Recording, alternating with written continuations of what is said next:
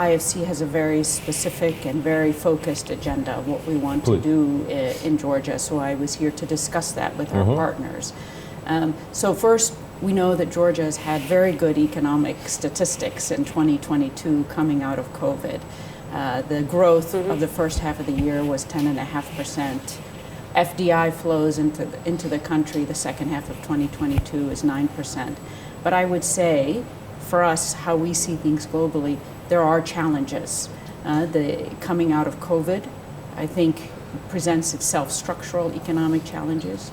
We know the war in Ukraine is creating also regional economic and supply chain challenges. We are seeing inflation, energy prices are going up, and of course we can't ignore right now COP happening in Sharm el-Sheikh in Egypt and the climate challenge. So what is IFC looking to do in Georgia? It would be around these themes.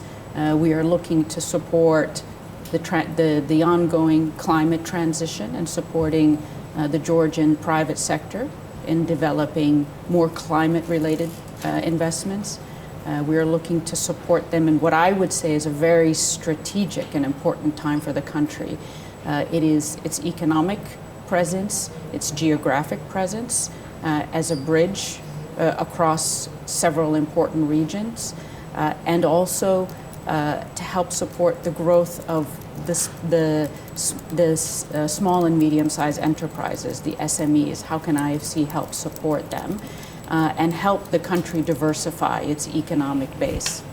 Ms. Karadsheh, at the same time, despite ongoing challenges, as you have mentioned, and structural reforms and some other basic urgent needs, let me say so, for the further structural reforms needed, this crisis created some opportunities. Unfortunately, the price of these opportunities are quite high due to the ongoing war happening between Ukraine and Russia. But at the same time, logistic and a lot of things has been changed. Middle corridor is becoming more and more important. Yes. As you absolutely correctly mentioned, Georgia, due to its geographical location, should strengthen more and more its ability to be like a part of various states in it.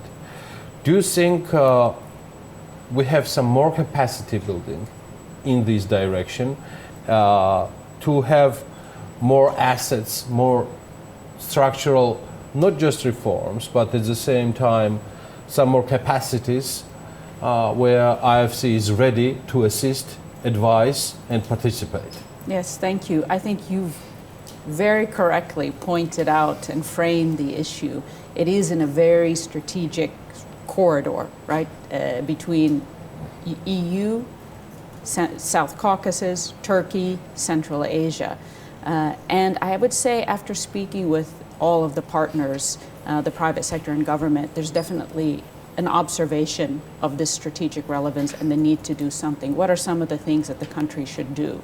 So one is, I think, needs to beef up the infrastructure, the east-west corridor. I think it's critical that the transport and connectivity, both physical and digital connectivity in the country, be embraced and developed. That can be done in partnership with the government and the private sector. Right. I think both parties can play a role. Further developing the coast and the ports to decongest it and to provide that alternate supply route.